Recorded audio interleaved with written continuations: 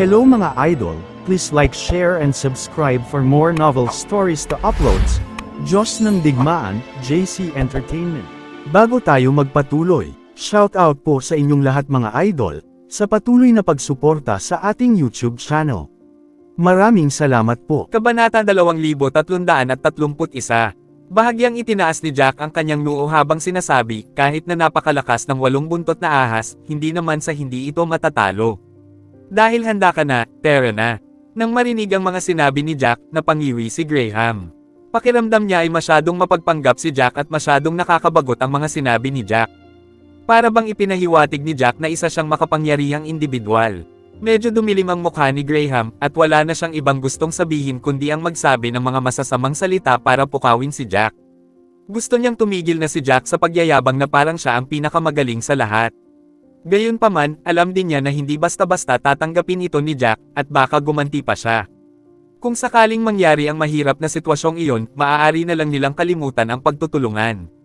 Dahil doon, pinigilan ni Graham ang kanyang pagkairita habang naglalakad siya patungo sa malademonyong ahas na may 8 buntot kasama si Jack. Nakita ng lalaking nakamaskara at ng iba pa na kumilos na si Jack at tanging nanlalaking mga mata lamang ang kanilang nagawang tingnan.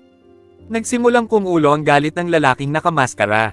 Ilang sandali lang ang nakalipas, hindi siya komportableng pagtawanan ni Jack at ng iba pa, at wala na siyang ibang gustong gawin kundi ang maghanap ng mapagtatagwan. Alam naman ni Zam iyan kung ano ang nagpapailang sa lalaking nakamaskara at dali-daling sinimulan ang kanyang pambobola. Huwag kang mag-alala, gamit ang kanilang mga kasanayan, hindi nila kayang harapin ang malademonyo na ahas na may 8 buntot. Dudurugin sila ng lubusan ng halimaw, at silang dalawa ay hindi kailanman makakadaan. Ikaw lamang ang makakaakyat sa Divine Void Slope. Tila siguradong tiyak ang kanyang mga salita, na para bang wala na siyang ibang gustong sabihin kundi ang ipagsigawan ito sa mundo. Umusog ang ekspresyon ng lalaking nakamaskara, at unti-unti ring bumuti ang kanyang kalooban. Ang kaninang pagkailang ay nagdulot sa kanya ng matinding galit, at pakiramdam niya ay ilang marahas na sampal ang iginawad sa kanya. Malamig na ngumiti ang lalaking nakamaskara habang malakas na sinasabi, dapat alam ninyong dalawa ang lugar ninyo. Magiging mapaminsala kung lulunukin lang kayo ng ahas. Ang mga salita ay puno ng pangungutya, na sadyang para kina Jacko at Graham. Namula sa galit ang mga disipulo ng hilagang angkan nang marinig nila ang mga salitang iyon. Kung dati lang iyon nangyari, baka tumahimik na sana sila dahil sa kung sino ang lalaking nakamaskara, pero ang mga naunang ginawa ng lalaking nakamaskara ay masyadong masama. Kung hindi lumabas si Jack, baka pinatay na ng lalaking nakamaskara ang iba pa sa kanila. Puno pa rin sila ng pagkadismaya at galit, at hindi na nila mapigilan ang sarili matapos ang mga sinabi ng lalaking nakamaskara. Humakbang paharap si Benjamin. Hoy! Disipulo ng Corpse Pavilion, kahit hindi ko pa rin alam ang pangalan mo, malalim ang iniwan mong impresyon sa amin. Bakit parang puro pangungutya lang ang alam mo? Nakalimutan mo na ba na ang mga salita mo ay laging sinasalubong ng sampal sa mukha sa bawat pagkakataon? Nang makita mo kami, halata sa mukha mo ang gulat. Dahil ba sa akala mo hindi namin mahulaan ang plano mo? Mukhang masyado mo lang pinalaki ang sarili mo. Sino ba ang hindi makakahalata sa maliit mong kalokohan? Sa totoo lang, dapat kaming magpasalamat sa madali naming paglalakbay dito. Nakisabay dito ang iba pang mga disipulo ng Thousand Leaves Pavilion at nanunuya. Tama, syempre kailangan nating pasalamatan ang disipulong nakamaskara. Kung hindi niya nalampasan ang napakaraming balakid para sa atin, hindi sana tayo nakarating dito ng ganito kadali. Wala tayong naranasang anumang panganib sa daan papunta rito. Sunod-sunod silang nagsalita at lahat ng mga salitang iyon ay parang sunod-sunod na saksak sa puso ng lalaking nakamaskara. Ang kanyang galit na kanina lang pinipigilan ay muling kumulo at sumabog. Kabanata 2332. Galit na galit ang lalaking nakamaskara kaya't nagmadali siyang tumayo, kahit nahihirapan, gusto niyang makipaglaban sa mga disipulo sa hilaga, at nang ahas pang ang itaya ang buhay niya. Sa kasamaang palad, hindi pa siya nakakagaling mula sa kanyang mga pinsala at hindi man lang makatayo. Dali-daling tinulungan ng mga disipulong katabi niya ang lalaking nakamaskara na makatayo, at sinubukan pa nga siyang aliwin ni Zam iyan, na sinasabing, huwag kang magalit, mga maliliit na salita lang ito ng mga walang kwentang tao. Kung hindi ka nasaktan, hindi sana nila sinabi ang lahat ng iyan. Tiyak na gagaling ka rin kalaunan, at maipapakita mo sa kanila kung sino ang amo pagkatapos niyan. Sa sobrang galit ng lalaking nakamaskara ay nanginginig ang buong katawan niya. Kumulo ang galit sa puso niya, at muling dumura siya ng dugo. Kumunat ang noo ni Jack sa nakita. Kahit na ang lalaking nakamaskara ay napakalakas at may talento, medyo mahina ang kanyang mentalidad. Ilang salita lang ay sapat na para mapasok ka siya ng dugo sa galit. Masyado siyang mahina sa aspetong iyon. Habang naglalagalag ang mga iniisip ni Jack, biglang bumalot sa kanyang katawan ng isang malagkit na enerhiya. Agad niyang inilingon si Graham na katabi niya, at nagbago rin ang ekspresyon ng mukha ni Graham. Bago pa man nila maintindihan kung ano ang nangyayari, nanlabo na ang kanilang paningin nang bigla silang hinayla sa isang liblib na lugar. Nang lumino ang kanilang paligid, laking gulat ni Jack nang mapansin niyang wala pang 100 metro ang layo niya mula sa ahas na may 8 buntot na nasa gitna. Nang makapasok siya sa harang, tila nabuhay ang ahas, at ang mga matang parang butil-butil na butil nito ay nakatitig kay Jack. Amoy dugo ang hininga nito, at ang buong lugar ay umaalingasaw din sa parehong nakakapangilabot na amoy ng dugo. Bumantong hininga si Jack, hindi niya lubos na napigilan ang pagkagulat na nararamdaman. Kung tutusin, hindi niya inaasahan na bigla siyang may teleport. Hindi lang siya ang nahuli sa hindi namamalayan, dahil si Graham ay tila halatang gulat din. Natural lamang na hindi naging mabait ang lalaking nakamaskara para sabihin sa kanila na sila ay teleport papasok. Bukod pa rito, ang dalawang ahas na may 8 buntot na kanilang kaharap ay naglunsad ng kanilang mga pag-atake bago pa man sila makabawi mula sa kanilang pagkagulat. Ang 8 buntot na ahas ay umaatake, at ang mga mata ni Jack ay nakatitig ng diretso sa pulang mga mata ng ahas. Bago pa man gumalaw si Jack, ibinunyag na ng 8 buntot na ahas ang mga pangil nito at sumugod kay Jack. Sa kanyang pagkabigla, agad siyang napaikot ng kalawakan, biglang nag-teleport ng 30 metro ang layo at nakarinig ng kalabog. Bumangga ng mabagsik ang ulo ng ahas na may 8 buntot sa kinaroroonan ni Jack kanina. Habang nakatingin sa napakalaking bunganga sa lupa, nagsimulang magpakita ng kaba si Jack. Masyadong mabilis ang pag-atake ng 8 buntot na ahas. Hindi nakakapagtaka na itinaas nito ang ulo nito kanina sumusugod na ito. Kung hindi dahil kay Jack na natuto ng husto sa mga batas ng kalawakan, maaaring hindi niya naiwasan ang bilis na iyon. Mas lalong nagulat si Jack na isang napakalaking bunganga ang nabuo mula mismo sa ulo ng demonyong ahas. Ang ahas, sa kabilang banda, ay hindi naman nasugatan. Ang mga kaliskis nito ang tila pinakamalakas na kaliskis sa mundo. Tila wala itong magagawang kahit anong puwersa.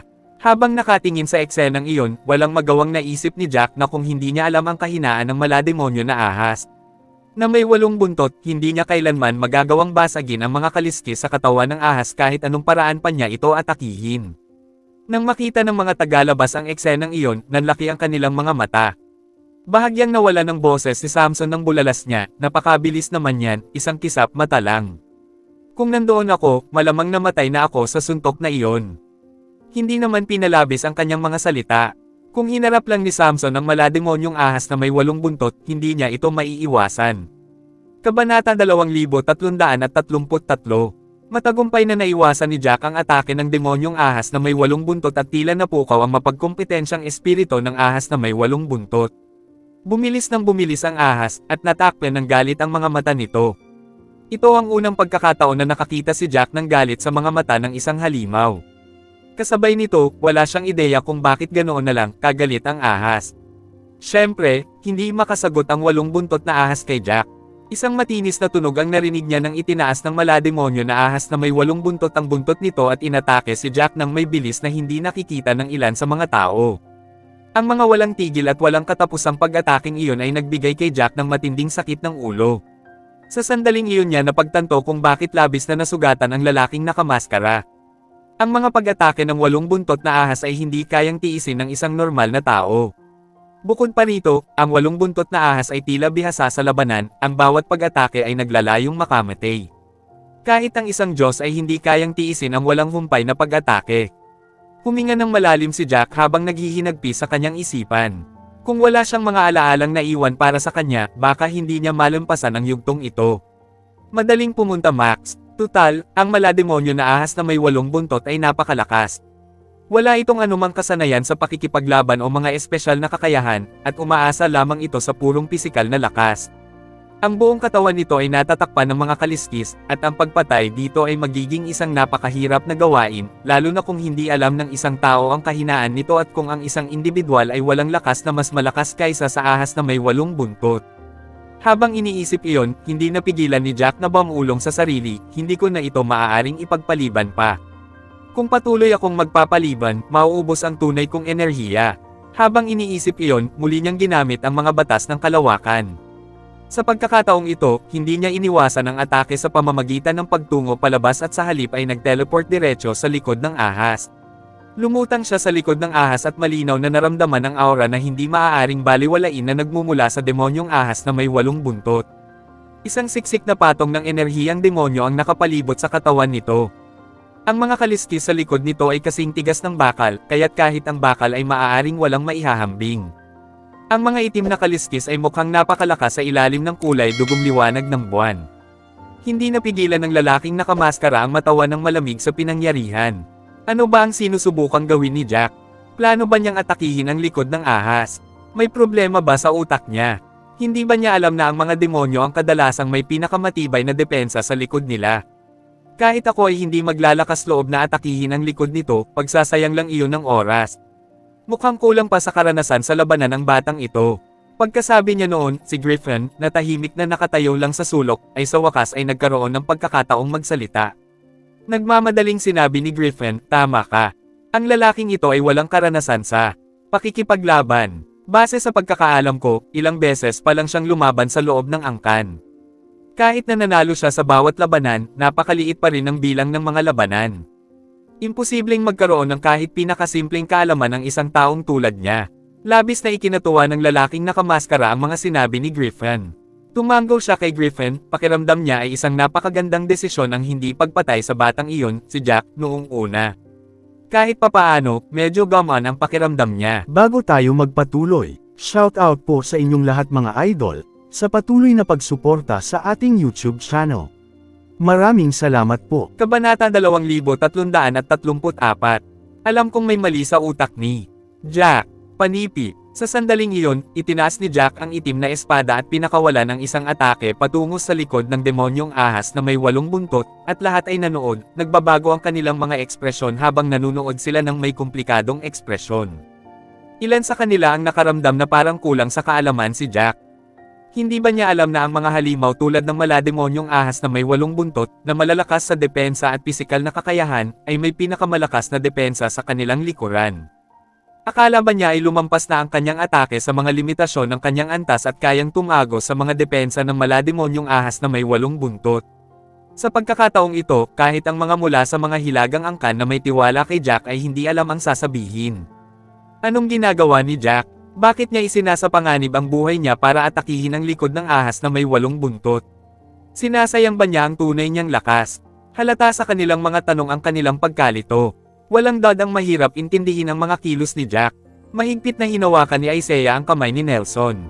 Pagkatapos ay kinausap niya si Nelson, humina ang boses, ano sa tingin mo ang ginagawa ni Jack? Alam kong lagi siyang may sarili niyang opinyon sa mga bagay-bagay, at pakiramdam ko ay hindi siya yung tipo ng taong gagawa ng mga bagay-bagay ng walang kabuluhan. Sa totoo lang, wala nang ibang alam na mas mainam na paraan para ilarawan ito si Isaiah. Alam ni Nelson ang gustong sabihin ni Isaiah, hindi naman tanga si Jack. Gayunpaman, tila pinapatunayan ng lahat ng ginagawa ni Jack na kulang si Jack sa ilang brain cells. Nagsimulang tumawa ng malakas ang lalaking nakamaskara. Hindi ako makapaniwala na inaatake niya talaga ang pinakamahirap na bahagi. Hinding-hindi gagawin ni Graham ang ganoong bagay ng walang hanggan. Alam ng lahat na kahit anong uri ng halimaw sila, ang kanilang mga tiyan ang pinakamalambot na bahagi ng kanilang katawan. Ang mga tiyan ang palaging pinakamagandang lugar para umatake. Pero, tila walang naiintindihan ng lalaking ito. Gusto kong matawa habang nakikita ko siyang isinasapanganib ang buhay niya. Nakatayo si Griffin sa likuran ng lalaking nakamaskara na may masayang ekspresyon sa mukha. Tulad ng lalaking nakamaskara, matutuwa rin siya hanggat may nangyaring hindi maganda kay Jack. Mukha namang tanga si Jack, gumagawa ng isang bagay na walang sentido komon. Sa sobrang tuwa ni Griffin ay halos malaglag ang bibig niya sa kakangiti.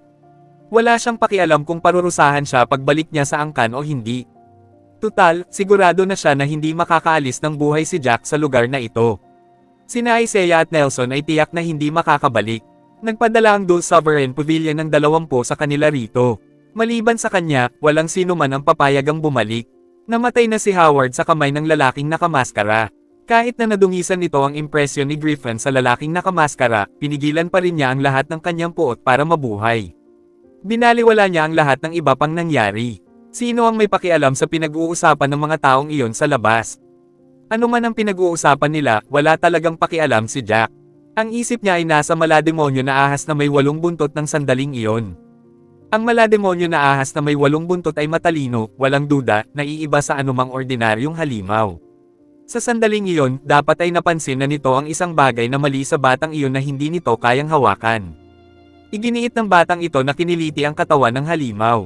Parang may mali sa isip ni Jack, inaatake ang mga kaliskis na tiyak na hindi matutusok. Nagsimula ng huminahon ang 8 buntot na ahas laban kay Jack, para itong isang daga na pinaglalaroan ng pusa matapos mahuli. Masaya nitong gustong pahirapan si Jack. Sa pamamagitan ng isang palekpak, muling naiwasan ni Jack ang atake ng malademonyong ahas na may 8 buntot. Nagamit na niya ang napakaraming true energy.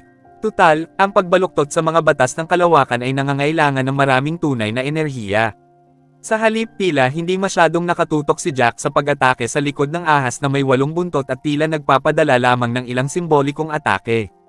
Kabanata 2335. Kung paanong tunay na inakala ng lahat na si Jack ay isang taong walang utak, huminga muli ng malalim si Jack habang bumubuo ng ilang selyo sa kanyang kamay. Muling pinaandar niya ang mga batas ng kalawakan, ginagamit ito hanggang sa limitasyon nito. Mula sa paglutang-lutang sa likod ng ahas na may 8 buntot, bigla siyang sumulpot sa harap nito, na labis na ikinagulat ng malademonyo nitong ahas na may 8 buntot.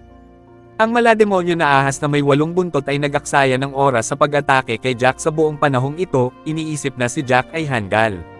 Tiyak na hindi nito inaasahan na biglang lilito si Jack sa harap nito. Pinaikit ni Jack ang kanyang mga mata, mabilis na lumilipad ang kanyang isipan nang damapo ang kanyang mga mata sa ilalim ng noo ng ahas. Sumigaw si Jack sa mahinang boses, 2 metro sa ibaba ng ulo ng ahas.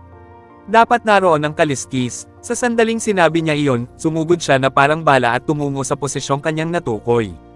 Sa sandaling iyon, wala na siyang ibang iniisip, ni hindi man lang iniisip kung napansin ba ng 8 buntot na malademonyo na ahas ang kanyang mga plano. Patuloy na bumubuo ng mga selyo ang kanyang mga kamay habang ang isang kulay abong itim na liwanag ay kumikinang mula sa kanyang mga daliri.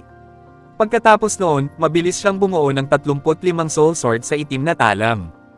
Winuwasak ang kawalan. Bulalas ni Jack, mamatay. Pagkasabi niya noon, ang itim na espada ay sumugod pasulong, tumusok sa ahas.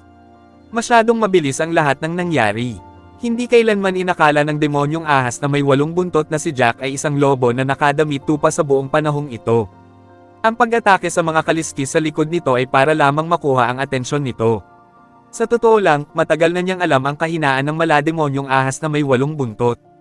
Ang katawan nito ay nababalutan ng mga kaliskis, at ang tanging kahinaan ay 2 metro sa ilalim ng noo nito kung saan nakalagay ang isang kulay abong kaliskis. Ang kulay abong kaliskis na iyon ang siyang sinisipsip nito ang tunay na enerhiya, at ito ang pinakamahinang bahagi ng katawan nito. Narinig ng lahat ang isang lagasla sa kaliskis na nabasag. Ang itim na talon ay tumagos mismo sa katawan ng malademonyo na ahas na may 8 buntot, at isang kulay abong enerhiya ang lumabas mula sa talon na nasa kamay ni Jack. Isa itong napakalaking soul sword na nabuo mula sa 35 soul sword na nagsasama-sama. Ito ang pinakamalakas na ataking magagamit ni Jack. Ang napakalaking soul sword ay tumusok sa katawan nito. Sa isang iglap, tumagos ito sa katawan ng ahas at pinatay ang kaluluwa nito. Hindi kailanman naging ganoon kalakas ang kaluluwa ng halimaw. Ang pag-atake ni Destroying the Void ay nagdulot ng matinding sakit sa kaluluwa nito, na nagpapadala sa ahas sa isang baliw na pagkabigla. Ibinuka nito ang bibig at umungol ng malakas habang ang buong katawan nito ay nagsimulang umikot at pumihit. Naubusan na ng enerhiya si Jack ng sandaling iyon. Ang mabangis na pag-atake ng ahas ay naging dahilan upang patuloy na sumalakay ang 8 buntot nito sa paligid. Sa kasamaang palad, si Jack ay tinamaan ng isa sa mga buntot ng halimaw ng may malakas na kalabog. Pakiramdam ni Jack ay, nabasag ang kanyang mga laman loob habang lumilipad siya sa ere. Mabuti na lang at na-atake na ang kaluluwa ng ahas. Lahat ng kilos nito ay reaksyon lamang sa sakit at hindi nakatarget ng mga pag-atake sa anumang direksyon. Sa kabila ng pagkahagis sa ere gamit ang mabilis na sipa, himalang ligtas si Jack at hindi nagtamo ng anumang malubhang pinsala. Kasabay ng isang malakas na kalabog, bumagsak si Jack sa lupa. Umubo siya ng malakas habang hawak ang isa niyang braso, at napaupo mula sa sahig. Bahagyang nanginginig ang kanyang mga kamay, at ang itim na espada ay lumipad na palabas ng kanyang kamay mula sa naunang atake. Kabanata 2336. Naririnig pa rin niya ang masakit na ungol ng 8 buntot na ahas sa kanyang tainga. Nanginginig ang mga kamay ni Jack, sandaling nakalimutan ang sakit na dulot ng kanyang mga pinsala mula sa tama ng buntot. Sa halip, tumangala siya sa malademonyong ahas na may 8 buntot na nagpupumiglas. Sa sandaling iyon, nawasak na ng Destroying the Void ang halos buong kaluluwa ng 8 buntot na demonyong ahas. Hindi na ito makapag-isip at tanging ang sarili nitong likas na ugali lamang ang kaya nitong labanan. Habang nagpupumiglas laban sa sarili nitong pagkawala ng buhay, ang mga ungol nito ay yumanig sa mga tainga ni Jack. Gayunpaman, hindi tinakpe ni Jack ang kanyang mga tainga at nakatitig lamang ng may nanlalaking mga mata sa malademonyo na ahas na may 8 buntot. Matapos ang ilang sandali ng pagpupumiglas, sa wakas ay tuluyan ng napatay ang kaluluwa ng malademonyong ahas na may 8 buntot. Biglang tumigil ang mga ungol nito habang nakamasid ang mga manunood at natigilan.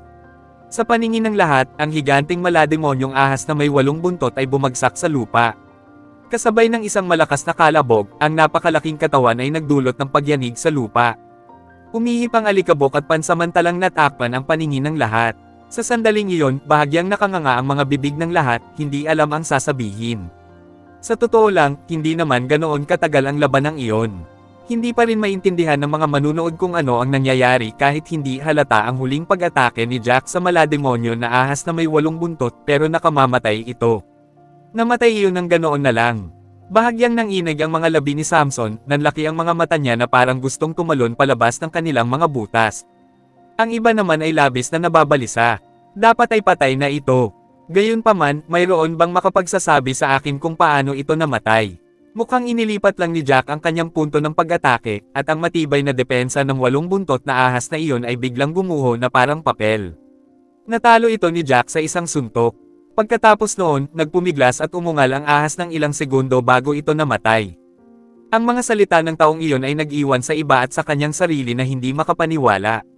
Ang iba naman ay tumangala sa bangkay ng malademonyo na ahas na may 8 buntot, bahagyang natigilan. Tumingin si Isaiah kay Nelson at sinabing, paano nagawa iyon ni Jack? Paano mabilis na gumuho ang depensa ng 8 buntot na demonyong ahas? Si Nelson ay isang piling disipulo na malapit sa tuktok ng mga ranggo. Kahit na siya ay mula sa isang angkan sa 3 baitang, siya ay may malawak na karanasan pa rin. Huminga siya ng malalim at sinabi sa seryosong tono, ngayon lang nang salakayin ni Jack ang likod nito, hindi ito dahil sa anumang maling kalkulasyon niya. Sinalakay niya ito dahil alam niyang iyon ang pinakaprotektadong bahagi. Ginawa niya iyon para makuha ang atensyon ng ahas.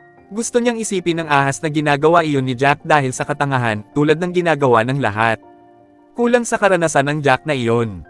Matapos makinig sa paliwanag ni Nelson, sa wakas ay naintindihan na rin ni Isaiah. Lumingon siya at may pag-aalalang hinawakan ang braso ni Nelson. Ibig mong sabihin, alam na ni Jack kung saan ang kahinaan ng 8 buntot na ahas mula pa sa simula. Hindi biglang gumuho ang depensa ng 8 buntot na demonyong ahas. Direkta lang umatake si Jack sa kahinaan ng 8 buntot na demonyong ahas. Tumango si Nelson. May tiwala siya sa sarili. Nakita niyang umatake si Jack sa isang napaka-espesyal na lugar kanina. Ang timangan na inatake ni Jack ay bahagyang naiiba sa kulay kumpara sa ibang mga timangan. Kung hindi siya titingin, kung detalyado man, hindi niya sana mapapansin. Bahagyang nanginig ang mga kamay ni Benjamin. Dahil napansin ito ni Nelson, tiyak na ganoon din siya. Hindi niya maiwasang umiling. Oo naman, hindi natin maaaring maliitin ang mga ganitong maestro. Kahit na minsan mahirap intindihin ang mga maestro, iyon ay dahil lang sa hindi natin sila naiintindihan, at hindi dahil sa sila ay hanggal. Bago tayo magpatuloy, shoutout po sa inyong lahat mga idol, sa patuloy na pagsuporta sa ating YouTube channel.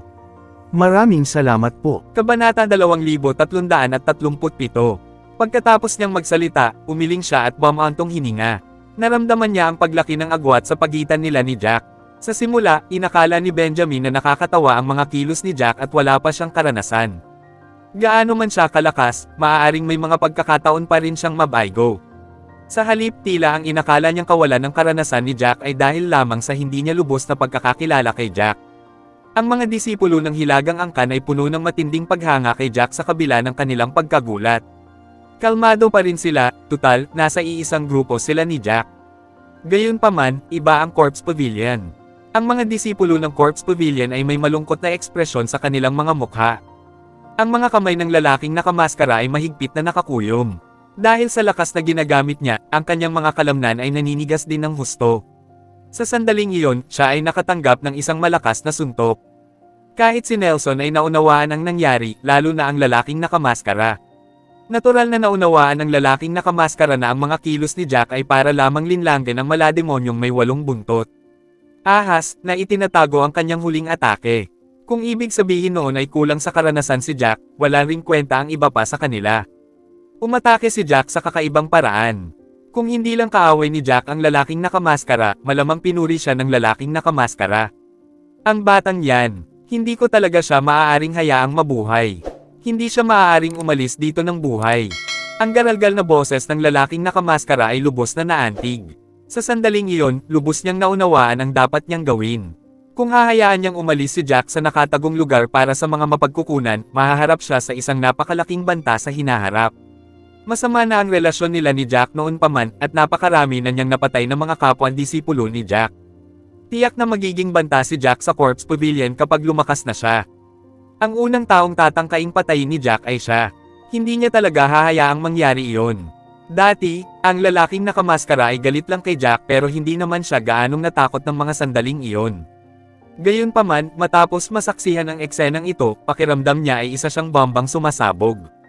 Nang marinig ni Lennon ang mga salita ng lalaking nakamaskara, bigla siyang natauhan.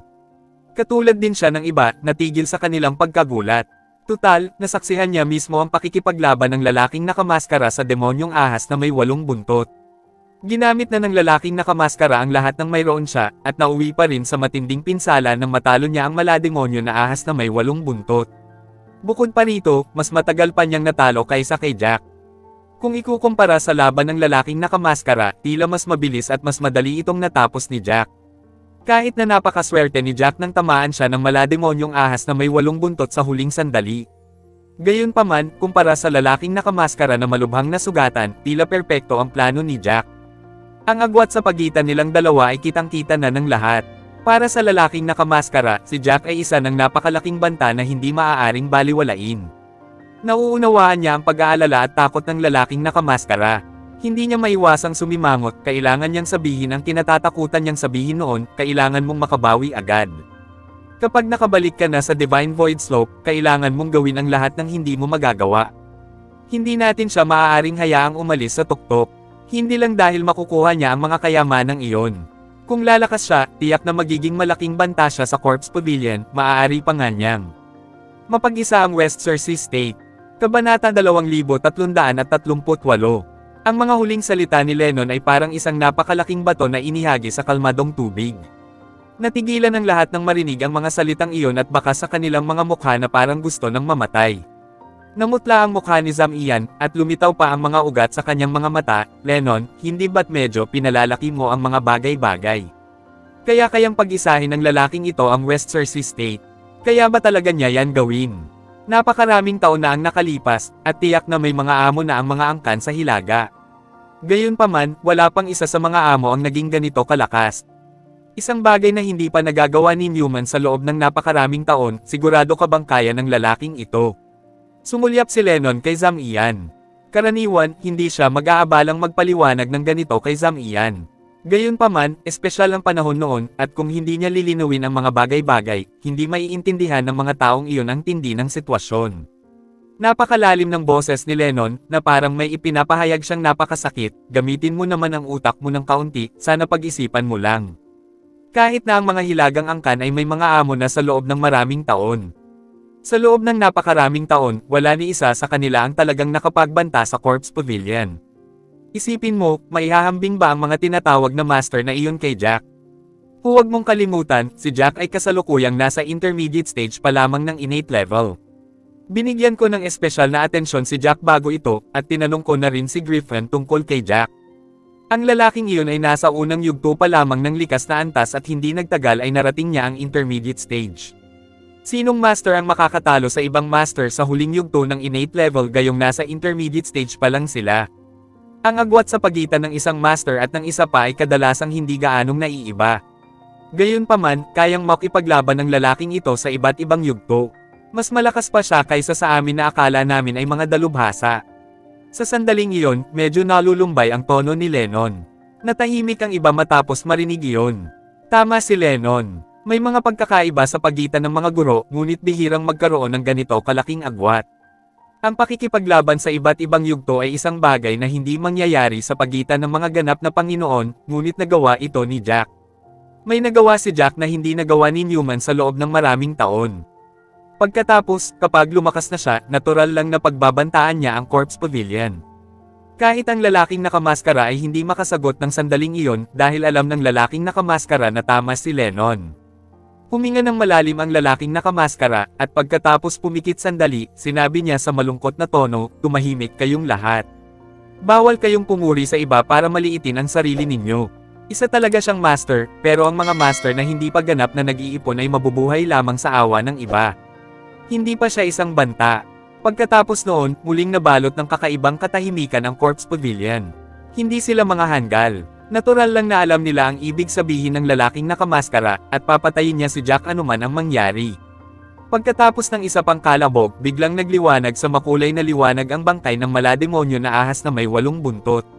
Sa ilalim ng gulat na tingin ni Jack, unti-unting naglaho ang mga makukulay na ilaw, at naglaho naman sa liwanag ang bangkay ng malademonyo na ahas na may 8 buntot. Sa huli, ang liwanag ay nagtipon-tipon at naging isang tabletang kasinlaki ng ubas. Nang lumitaw ang tableta, biglang nawala ang amoy ng dugo sa paligid niya, at ang matalim na amoy ng gamot ay sumalakay sa kanyang ilong. Biglang nanlaki ang mga mata ni Jack, hindi niya napigilan ang sarili na sabihin, "Pil para sa pagpino ng kaluluwa ng ika-9 na baitang." Kabanata 2339. Ito ang unang pagkakataon na nakakita si Jack ng isang tableta na may ganitong kataas na grado. Kung ibabalik niya ito sa angkan kapalit ng mga puntos, tiyak na makakakuha siya ng mahigit 10,000 puntos. Tutal, ang pagpino ng isang tabletang tulad niyan ay hindi lamang mangangailangan ng 9th grade spirited grass at iba pang mahahalagang likas na kayamanan, mangangailangan din ito ng isang napakataas na ranggo na alchemist. Kailangan itong pinuhin ng alchemist sa loob ng ilang araw, ganoon kahalaga iyon. Nagsimulang magningning ang mga mata ni Jack na puno ng pananabik. Tiniis niya ang sakit sa kanyang mga buto habang natatapakan siyang tumayo. Paika-ika siyang lumapit sa tabletang lumulutang sa hangin. Mas mahalaga ang tableta para kay Jack kaysa sa iba. Ang isang pildores na nagpapadalisay ng espiritu ay nangangahulugan na makakatulong ito sa pagsasanay ng kanyang kaluluwa. Mapapahusay nito ang antas at kalidad ng kanyang kaluluwa, at mapapataas ang kontrol ng isang tao sa mga kaluluwa. Habang iniisip iyon, nagsimulang manginig ang mga kamay ni Jack. Huminga siya ng malalim habang pinipilit ang sarili na kumalma. Kumuha siya ng isang kahon ng jade mula sa mustard seed at dahan-dahang inilagay ang tableta sa loob, sinisiguradong hindi makakasama sa epekto ng tableta. Sa harap ng lahat, inilagay niya ang soul refining pill sa kanyang imbakan. Nang masaksihan nina Benjamin at ng iba pa ang pangyayari, nanandyas ang kanilang mga mata, at hindi napigil ang magsabi ng may pagkairita, isa itong 9th grade pill. Mas mahalaga pa ang isang 9th grade pill kaysa sa isang earth rank martial skill. Ang mga 9th grade pill ay kilalang nakakapagpadoble ng potensyal ng isang tao. Nakakalungkot, pero ngayon lang ako nakakita ng ganito, at hindi pa ako nakakuha nito. Matapos marinig iyon, dagdag ng iba, hindi nakakapagtaka na ang mga Panginoon ay umunlad ng husto. Hindi natin kailanman kayang labanan ang mga Panginoong ito. Ang pagkabigo laban sa kanila ay nangangahulugan lamang na patuloy silang liliko pataas, habang tayo ay patuloy na natigil sa iisang lugar. Tanging mga master lamang ang makakakuha ng mas maraming mapagkukunan para sa kanilang sarili. Hindi tayo maaaring makipagkompetensya. Ang mga salitang iyon ay eksakto kung ano ang iniisip ng lahat. Hindi nila maiwasang tumanggo bilang pagsang-ayon, at lahat ay tumingin kay Jack na may inggit. Hindi narinig ni Jack ang mga salitang iyon. Sa sandaling iyon, pinaplano na niya kung paano niya haharapin ang lalaking nakamaskara pagbalik niya sa Divine Void Slope. Sa pag-iisip sa malamig at arrogant na mukha ng lalaking nakamaskara, hindi mapigilan ni Jack ang pag-alab ng galit. Kahit na lagi siyang kalmado at walang pakialam sa ekspresyon ng mukha niya kapag nakikitungo sa lalaking nakamaskara, tiyak na gusto na ni Jack na mamatay ang lalaking nakamaskara. Habang iniisip ang malamig na mukha ni Reeve, pati na rin ang iba pang mga disipulo na namatay sa kamay ng lalaking nakamaskara, gusto niyang balatan ng buhay ang lalaking iyon. Alam na alam ni Jack na malamang na ganoon din ang iniisip ng lalaking nakamaskara tungkol sa kanya. Tiyak na gusto ng magkabilang panig na mamatay ang kabilang panig. Sa sandaling iyon, isang panaghoy ng paghihirap ang narinig. Tumingin si Jack at nakita ang isang dagwang figure na pumailan lang sa ere. Mabigat na bumagsak ang figure sa lupa, hindi kalayuan kay Jack kasabay ng isang malakas na kalabog. May bahid ng dugo ang damit ng taong iyon, kung hindi lang dahil sa paggalaw pa rin ng dibdib niya, iisipin ni Jack na patay na ang taong iyon. Bahagyang nakasimangot si Jack habang sumisigaw, "Graham, dapat mong aminin ang pagkatalo, kung hindi ay mamamatay ka." Malamig man ang dating ng mga salitang iyon, pahiwatig ito ng taos-pusong pag-aalala. Nang marinig ni Graham ang mga sinabi ni Jack, umubo siya ng mabagsik at dumura ng dugo. Maraming salamat sa lahat mga idol na sumusubaybay sa ating channel. Please subscribe to our YouTube and Facebook channel, JC Entertainment. Maraming salamat po. Kabanata 2340. Sa sandaling iyon, mas nasaktan siya kaysa sa lalaking nakamaskara. Sinubukan niyang gamitin ang kanyang braso para piliting umupo ang kanyang katawan, ngunit pagkatapos subukan ng ilang beses, bumagsak siya pabalik sa sahig ng may malakas na kalabog. Naririnig niya ang ungol ng ahas sa kabilang panig. Alam niyang aatakihin na naman siya ng malademonyo na ahas na may 8 buntot. Malubha ang kanyang pinsala, ngunit napakalinaw ng kanyang isipan. Kahit tapos nang magsalita si Jack, paulit-ulit pa rin sa kanyang isipan ang mga sinabi ni Jack. Nang akmang gagamit na ang 8 buntot na ahas ng isa pang buntot para manakit, ginamit ni Graham ang huling lakas niya para sumigaw ng, "Susuko na ako." Sa totoo lang, hindi niya alam kung ititigil ba ng 8 buntot na demonyong ahas ang pag-atake nito pagkatapos niyang sumuko.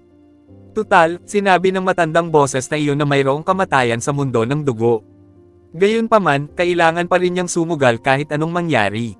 Sa sandaling iyon, tumigil ang tibok ng puso ng lahat ng mga disipulo ng Hilagang Angkan, halos mapatalon sa kanilang mga lalamunan. Ayaw nilang makita ang duguan na anyo ni Graham. Tutal, kung mamamatay si Graham, si Jack na lang ang maiiwan. Ayaw nilang isugol kung kaya pa ba silang tiisin ni Jack. Malakas na sumigaw ang ilan sa kanila, "Ano ang gagawin natin? Dapat ba tayong sumugod sa loob para iligtas si Graham? Hindi natin maaaring hayaang magpatuloy sa pag-atake ang ahas na iyon, kung hindi ay tiyak na mamamatay si Graham. Hindi ba't sinabihan na natin si Graham na huwag pilitin ang mga bagay-bagay kanina? Kung tumigil lang siya noong pakiramdam niya ay hindi na niya kaya, nailigtas niya sana ang sarili niya, pero ngayon." Gayunpaman, ang mga salitang iyon ay pawang mga walang magawang pag-uusap lamang. Kumunat ang kilay ni Jack. Kahit hindi niya gaanong gusto si Graham, nasa iisang grupo pa rin sila ng mga sandaling iyon. Kung talagang mamamatay si Graham, kailangan niyang tiisin ang pressure mula sa corpse pavilion mismo. Nang hinigpitin niya ang kanyang mga kamao at planong subukang basagin ang harang para iligtas si Graham, biglang tumigil ang buntot ng ahas. Para bang may pinindot na buton, at huminto ito ng 2 metro sa harap ni Graham. Sa sandaling iyon, pinagpawisan na si Graham ng malamig, ang maalat na pawis ay nagpapaalala sa kanya na muntik na siyang mamatay. Sa ilalim ng pigil na paghinga ng lahat, dahan-dahang binawi ng malademonyong ahas na may 8 buntot ang buntot nito, bumalik sa arrogant nitong anyo, hindi pinapansin ang lahat. Tumigil na ito sa pag-atake kay Graham. Naramdaman ni Graham na gumaan ang kanyang katawan, at muling dumaikit ang pamilyar na enerhiya sa kanyang katawan. Malabo ang kanyang paningin, at nang imulat niya muli ang kanyang mga mata, nasa labas na siya ng harang. Nakatayo sa tabi niya si Jack. Kumunat ang noo ni Jack, yumuko para tulungan si Graham na makatayo, at tinulungan itong umupo. Pagkatapos ay lumingon siya upang tingnan si Benjamin at ang iba pa, "Bakit hindi kayo pumupunta rito?" Nang marinig iyon ni Benjamin at ng iba pa, dali-dali silang tumakbo palapit. Seryoso ang mga mukha ng mahigit 20 tao. Kumuha si Benjamin ng isang tableta mula sa kanyang imbakan at ibinigay ito kay Graham. Pinilit ni Graham ang sarili na lunukin ito, at ang init ng gamot ay unti-unting pumasok sa kanyang katawan. Dumaan ito sa kanyang mga sirang ugat, at dahan-dahang inayos ang kanyang mga panloob na pinsala. Gayunpaman, masyadong malala ang mga pinsala ni Graham. Kahit na maayos na ang kanyang kondisyon sa ngayon, kailangan pa rin niya ng mas maraming oras para gumaling. Tila nasa napakasamang kalagayan si Graham na parang mauubusan siya ng hininga anumang oras. Napanganga si Benjamin. Kahit alam niyang hindi niya dapat sabihin ang mga salitang iyon, hindi niya mapigilan. Please subscribe and hit the notification bell for more novel stories. JC Entertainment.